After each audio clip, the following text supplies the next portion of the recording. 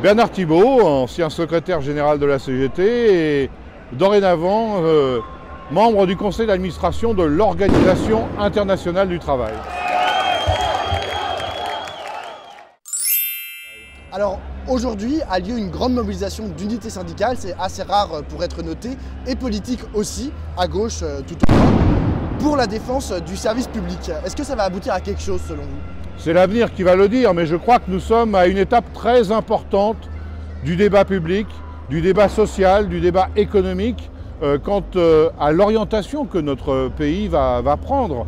Il est évident que ce gouvernement veut essayer de mettre à bas un certain nombre de références, de conceptions sur le service public, sur les statuts sociaux des personnels, les conventions collectives, les droits sociaux qui seraient aujourd'hui jugés comme des privilèges. Il y a une notion de privilège de la part de ce gouvernement qui est très critiquable. Le même qui distribue de l'argent aux plus fortunés est en train de remettre en cause ceux qui ont des droits les plus élémentaires. Mais est-ce que selon vous la partie est gagnable ? Bien sûr qu'elle est gagnable. En tout cas, il n'y a aucune mobilisation sociale qui, au point de départ, je dirais, est assurée de la victoire. Mais une chose est sûre, c'est qu'à ne rien faire, nous sommes perdants à tous les coups. Donc, n'hésitons pas à se mobiliser, à défendre les revendications. Et par le passé, il y a de multiples expériences qui ont montré qu'au fil du temps, au fur et à mesure où nous avons été capables de poser les vrais enjeux et les vraies questions, la mobilisation syndicale a pu déboucher sur des victoires. Alors aujourd'hui, on va marcher, on va revendiquer des droits, mais c'est quoi la suite? Qu'est-ce qui va se passer après? Il y aura d'autres étapes et là, il appartient aux dirigeants syndicaux de réfléchir aux différentes conditions, aux différentes mobilisations. Pour ce qui est des cheminots, déjà, ils ont prévu un calendrier de mobilisation échelonné dans le temps, puisque le gouvernement a resserré son calendrier pour prendre des décisions très importantes, déstructurantes du service public.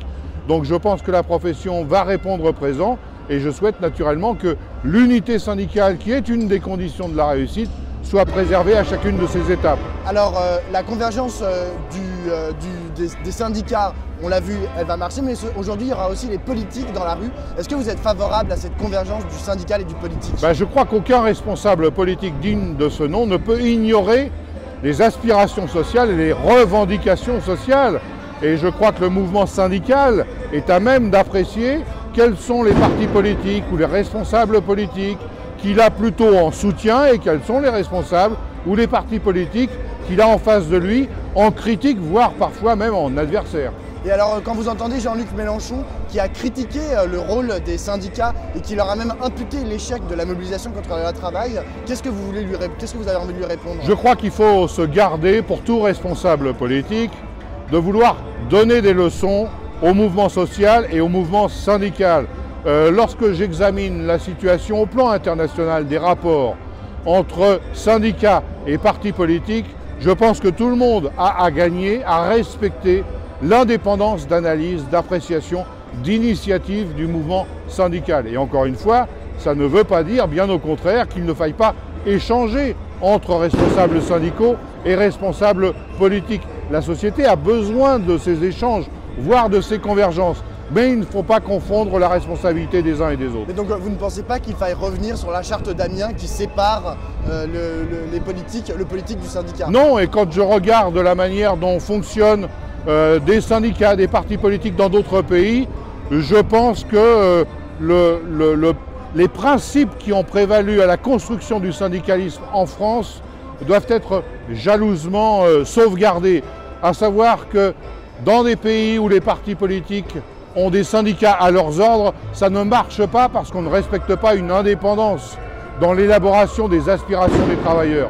Et à l'inverse, il y a des pays où les syndicats ont créé des partis politiques pour aspirer accéder au pouvoir. Et on en voit bien les limites parce qu'on ne peut plus défendre les revendications dès lors qu'on a l'impression d'exercer en soi le pouvoir. Il y a bien, selon moi, une distinction, ce qui ne veut pas dire une indifférence, mais une distinction claire entre l'intervention politique qui est tout à fait légitime dans le débat de société et l'intervention syndicale qui a son propre espace. Alors aujourd'hui, c'est aussi les 50 ans du mouvement du 22 mars qui a lancé mai 68.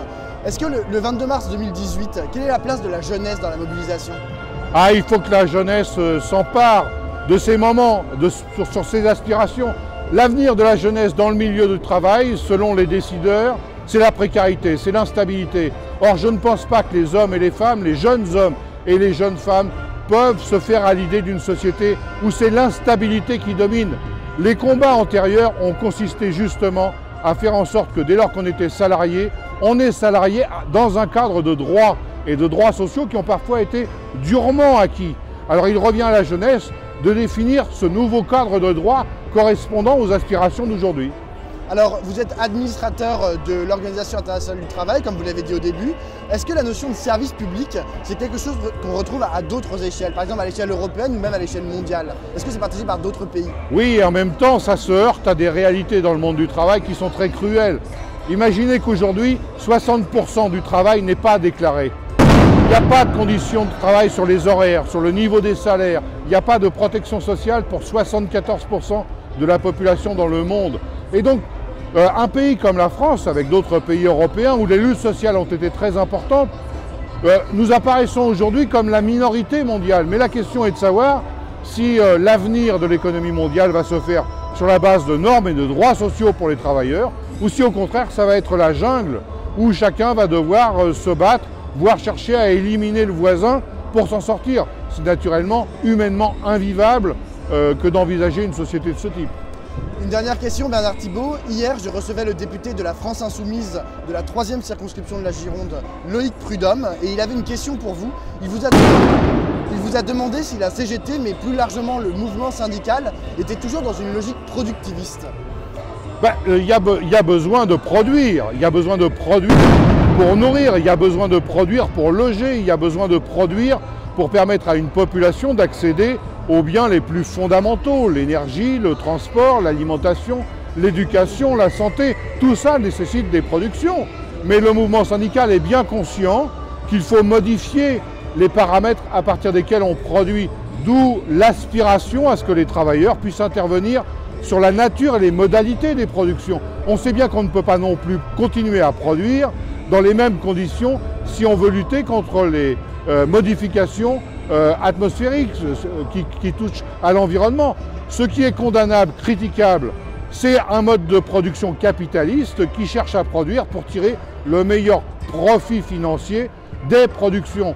Mais la nécessité de produire demeure une nécessité incontournable pour répondre aux besoins sociaux des populations. Et vous pourriez défendre l'idée selon laquelle la CGT pourrait devenir écologiste?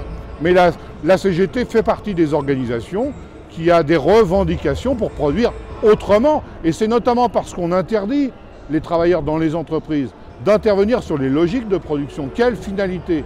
À la fois dans quelles conditions, mais pour produire quels produits? Et y compris condamner des productions qui sont néfastes, soit à l'environnement, soit à la santé. Mais pour ça, il faudrait reconnaître le droit des travailleurs à un devoir d'éthique quelque part, et y compris le refus de continuer à produire des choses qui soient nocives pour la collectivité. Merci beaucoup Bernard Thibault. J'espère que la manifestation de cet après-midi sera belle et enrichissante. Demain, Pierre Jacquemin recevra Catherine Tricot.